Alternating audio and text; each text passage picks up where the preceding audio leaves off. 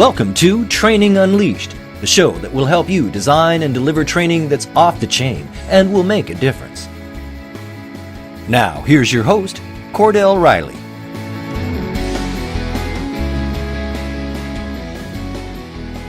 I appreciate the audience joining us, and it's my pleasure to welcome Chris Kirchner to the session. Chris is a senior consultant with the ROI Institute here in Charlotte. Chris, welcome.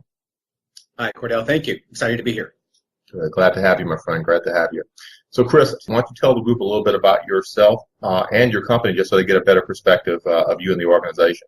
Sure. So the ROI Institute was founded in the 70s and is an organization that provides consulting, education, and services around the performance evaluation of any program, project, or initiative, most widely adopted and embraced and known by the talent and development and HR sector. Okay. Chris, you mentioned that, and as I was looking at your company website, I see that you guys are partnered or have an affiliation with ATD. Can you expound and talk a little bit about what you're doing with that group? And obviously everybody knows that ATD is, it used to be ASTD, but the group has made a change from, ASTD to, ATD. But talk a little bit about your relationship with them. Sure. So very much integrated with some of their programs. We actually facilitate and provide educational materials, have collaborated and co-authored books with ATD, and there's a long-standing relationship there. And again, ATD is actually, when it was ASTD, was one of the first organizations to publish Jack Phillips' methodology. And that's how it essentially got its launch into the training and development group, and since has been embraced worldwide. Okay, good deal. Yeah, Chris, one other thing I'd love for you to talk a little bit about is I was reading up on yourself and your company. I saw in your background that you have like 17, 20 years experience in developing marketing initiatives as it relates to experiential learning and training development programs.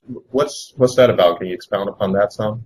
Sure. So started in nonprofit, actually, and it was cause-related marketing. And we essentially were doing a variety of programs and campaigns working with sponsors that ultimately either had some type of sphere of influence, a large employee base, they may have had a large vendor base. And the goal there was, one, first and foremost, to raise funds for the charity. But the way it was of value for our sponsors is we were providing programs that could engage, motivate, and potentially even educate their customer base, their employee base, or their vendor base. And from there, actually moved into Lowe's Home Improvement, worked there for a couple of years, relaunching their how-to clinic.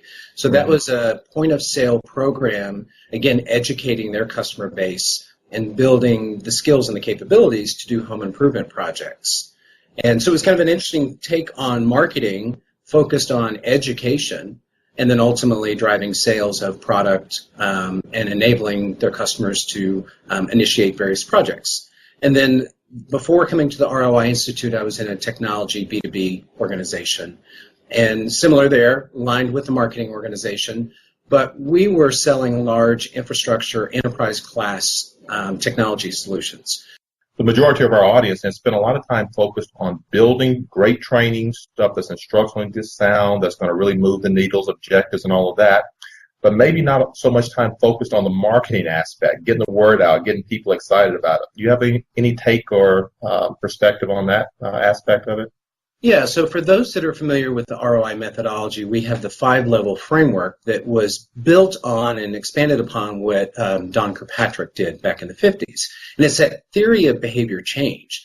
And so what's relevant to trainers as they're developing their content and their instructional design is to think about their audience, and that would be our level 1, so that reaction and motivation and buy-in. And buy-in is really the key. Often we focus on reaction and we think of a simple satisfaction type survey or the smile sheets, as sometimes called. But what's really happening there when we look at this framework of this logic of behavior change is we want to see motivation and buy-in. And often that is in the pre-communication of what's in it for me? Why am I attending this program? How is it going to benefit me in my role or ultimately the department and the organization? And so that's important. It's something that trainers should think more about, and if it's not their skill set, engage those that can help with that pre-communication and building that buy-in and motivation. So maybe it's the marketing department inside of my group to get some ideas. Maybe it's talking to the, obviously the clients that I'm looking to serve and understanding that group better. But your point is it needs to be part of the overarching plan. If you don't have that expertise, talk to some other people that can help you come up with creative ways. And I heard you talk about communications over and over again. Make sure that you're communicating the right way. Absolutely. And using the right channels to distribute that message. And sometimes that's not from the trainer. Maybe it's engaging the manager or the participants that will be participating in that program. Mm-hmm. Let them be your champion. Let them be the ones that are helping build that buy-in and motivation, but we have to prompt them. They're not engaged at that point until we make the request and the ask. So how do I prompt them, Chris? Is it the engage and the ask? Is that the way to prompt them, or is there some other things that you're thinking of here when you say engage them? Yeah, so I think it varies situation to situation. Some managers may be hearing of the training program after the fact. It's already been developed and in the stages of rolling out. Where you can involve them early on in that process is beneficial, but it doesn't always happen that way. So if they've not been engaged in the development of this, that's the opportunity before you roll it out to the participants to have that conversation. Sit down with them. Maybe it's through a one-on-one face-to-face meeting. It might be through a web presentation if there are multiple clients at the manager level. And making sure that they're aware of the value of the program, the intent of the program, how it's aligned to the business, and then asking for their support to build the motivation and the buy-in and the engagement from the participants that they manage. Training Unleashed is brought to you by Tortal Training, specializing in e-learning and interactive online training solutions for corporate, government, nonprofit, and franchise organizations. Tortal makes effective training easier.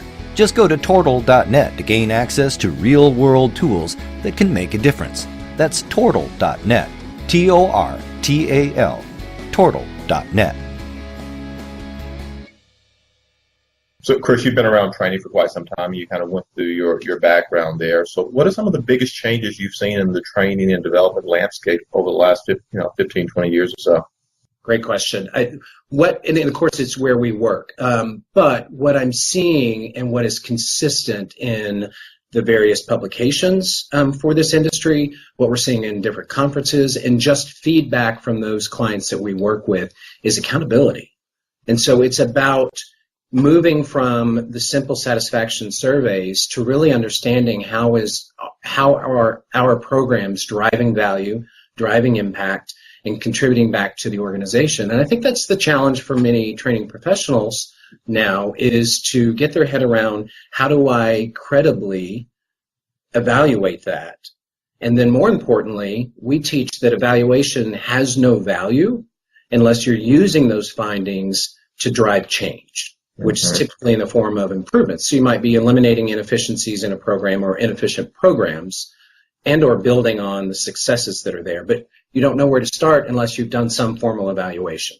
Everything I read, it talks about trends in training, talks about aligning training with business, not just training for the sake of training, and measuring the ROI, to your point, that accountability, which is clearly in your wheelhouse. And I know you talked about, levels of evaluation and how you go about doing that.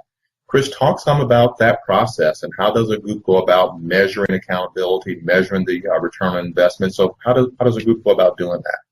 Yeah, so we have the ROI methodology, and it's a 10-step systematic process for planning the objectives of the program and making sure they're aligned with the business. And it follows that 5-level framework. And many of the audience, I'm sure, are familiar with Kirkpatrick's model of behavior change, which is to say that for behavior to change, or level 3, behavior change and application, there has to be a knowledge transfer, which is skill and information at level 2, and then buy-in, motivation, and reaction at level 1. What Jack Phillips did in the 70s when he was working with Lockheed Martin, he was in an HR and training group, and his executive came to him and said, we need to prove the value of this program. Can we determine what the ROI is? And at the time, there was no information out there for a process to evaluate kind of human capital and those human resources. So he turned to the only thing that was published, and that was Kirkpatrick's model of behavior change, and essentially overlaid the cost-benefit analysis to that and said, if there's a change in an environment or a change in behavior in context of a business setting, there's an impact to the organization or a consequence of that. So that's what we call level 4. And then ultimately, we can monetize the value of that change or impact, and then compare it to the cost of the program to calculate an ROI. Now, ROI is not a new term. It's been around. We can trace it back for 300 years. And the Harvard Business Review, I believe it was in the 20s, defined it as the key metric that was accepted in business practice for determining the value of an investment. And so ROI is not a new term, but what we have to do is talk the same language as the business and use a similar metric. So we get there by defining the objectives of our program, making sure that those are aligned to business impact measures, consequences that are of value to the organization. Typically, we're thinking about things that help us make more money, save more money, or avoid costs, right? Those are the things that are important to a business. So when we align our program with clear objectives using that 5-level framework that have value to the organization at level 4, productivity, quality, time, things of this nature, then we can collect data as we roll out our program, and this is our data collection phase. And we collect information about their motivation, buy-in, and reaction, about what skills and information have been acquired. And that's through pre- and post-testing, things of that nature, and very common in the training and development field now. But the second phase of that is then collecting data at a time where we think we can see a reasonable change of the participant's behavior. So let's say we're providing them new sales skills, the 5 steps to closing a deal. That might be the training that we're doing. So we have to think through what's the reasonable amount of time it would take for, now they've acquired the knowledge, but they're routinely using the skills. So they're applying that, the level 3, back in their work environment on some routine and regular and effective basis. So we can collect data there too, often through observations, surveys, feedback from managers and other peers are some of those sources. And then the second question is, so if that behavior is changing, they're using these 5 skills, how is that affecting sales? Are we closing deals faster? Are we building a larger pipeline? Are we able to make bigger sales? Right. And so that's that impact data that we're ultimately trying to get to, and that's level 4. And once we have that, and in sales it's an easy conversion because that's a standard value. You know what the value of a sale is. And that's typically the profit margin. So we look at the margin profit that was attributable to the program. So we want to make sure we've isolated the effects of our program from other potential influences. There may have been market changes, marketing campaigns, other things that would contribute to the overall sales increase. But some portion of that we want to attribute to our program. We use an isolation technique, something like a control group. We also can use trend line analysis and various techniques that we've outlined.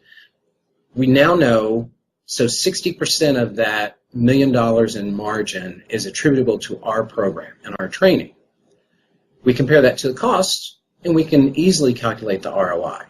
Yeah. So ultimately what we have to do, though, is once we've done the evaluation, I mentioned this earlier, we have to present and report those findings in a way that stakeholders can take action with it. So that's, again, where we're creating value through our evaluation, is to make recommendations. Here are the key findings. This is what we know our program was successful at. Some of our areas maybe of inefficiency that we can either improve upon or eliminate. Were costs in line with the value that was driven to the organization? Take all that in consideration and make recommendations for improvements moving forward. And that, in a nutshell, is the process, but it's very defined. We have 10 steps. We have the 5-level framework, as I mentioned, produces 6 types of data. That 6th data that I haven't mentioned yet are intangible benefits. So those are other benefits that we may not be able to reasonably or credibly convert to monetary value, but they're still benefits of the program, so we want to report those. And then we have the 12 guiding principles, and those are our standards and operating procedures of how we maintain consistency in the way an evaluation is done using this methodology. So, Cordell, if you were doing an evaluation of a training program and I were isolated but doing the same evaluation of the same program, we should come up with the exact same results. And that's guiding principles and standards that help that happen. Good deal. Good deal. Chris, sounds like a great program and a great process. one thing I've learned early on is to not assume anything. And again, we got a lot of great training professionals on here.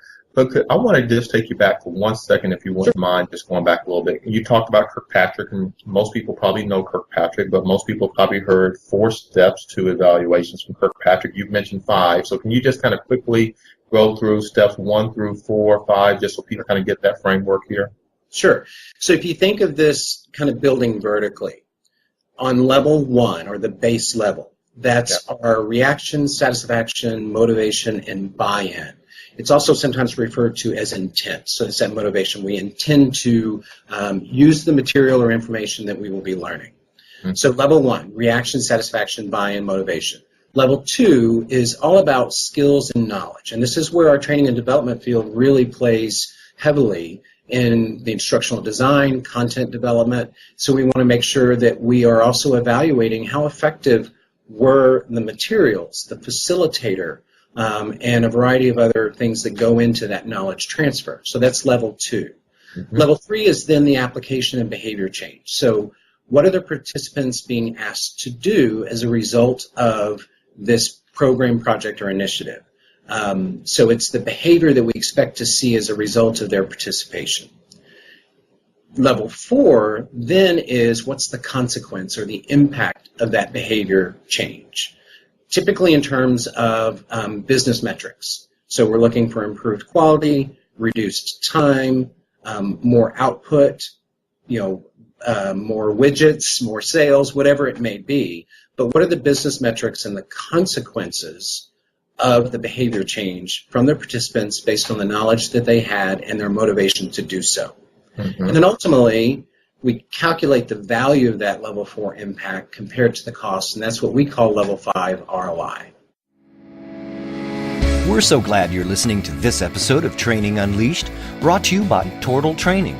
The difference between Tortal Training and other online training companies is we're primarily a training company with technology, rather than a technology company that does training. Want to find out more? Just go to tortal.net. That's Tortal, tortal.net. So, Chris, you've talked about a very detailed process that you guys have at the ROI Institute, and I'm sure that, if somebody's getting ready to start a new training program or something they want to make sure they are evaluating the right way, they can certainly reach out to you and you can help them with it. But if I was getting ready to, I'm on this session today and I've heard Chris talk about this, and I want to make sure that I'm starting with great objectives, I'm asking the right questions, and that I'm measuring on the back end. What simple things would you encourage or counsel people on this call to just think about these before you get ready to just jump into your next training program? Again, I'm sure they can call you and you can help them with it, but what tips would you just share with the audience here? So I think it's important to understand that what's driving the interest of executives to be looking at training programs and HR programs and other initiatives from the perspective of ROI. So when we think about the traditional investment, so ROI is more commonly applied to things like capital investments, equipment, technology, sometimes buildings, things of that nature. But we are now seeing a significant increase in the proportionate amount of expenses that an organization has in human capital development. So what we're seeing now is approximately 15% of their overall expenses are capital expenses, but 85% are falling in that human capital, hiring of staff, developing of staff, benefits, and so on, that kind of fall in that soft category data or soft data category of sort of human element and human capital. But because that's a larger portion of expenses, there's now more emphasis on how are we making sure we're driving value with those investments. So the ultimate question or tip that I would leave with the audience today is to be proactive. Even if they're not being asked at this point to drive or measure the value of their programs in terms of ROI or impact, be sure to ask the question, what's the accountability and the expectation? How are we measuring success? And that will give a good insight to the person that's responsible for the program of what are their executives expecting. And sometimes there's an assumption that evaluation or some evaluation approach is being done, And at the time that it's realized that it's not, it's too late. And that's when we're in a reactionary situation that is not comfortable or fun to be in. Because now, at that point, they're questioning the value. And sometimes at that point, they start looking at cutting costs. So we want to be perceived as an investment. Investments are allocated, costs are cut. And so ask the question, how are we measuring success? That's a great tip, Chris, and that certainly if you do that, I mean, to your point, it's definitely moving training from what is thought of in the past, just a cost center that's going to cost us money, as opposed to this is a real key integral part of our business that's going to help us move forward. So great information, great information. So Chris, I've certainly learned a lot from this session. I found it very helpful and very informative. I'm sure our audience has. Thank you. Our audience, thank you for joining us. Please come back for others. Thank you. Take care. Have a great day. This has been Training Unleashed, but it doesn't stop here. Just go to trainingunleashed.net to subscribe to the show. That way, you'll never miss an episode, and you'll be well on your way to delivering training programs that are off the chain. We'll talk to you next time on Training Unleashed.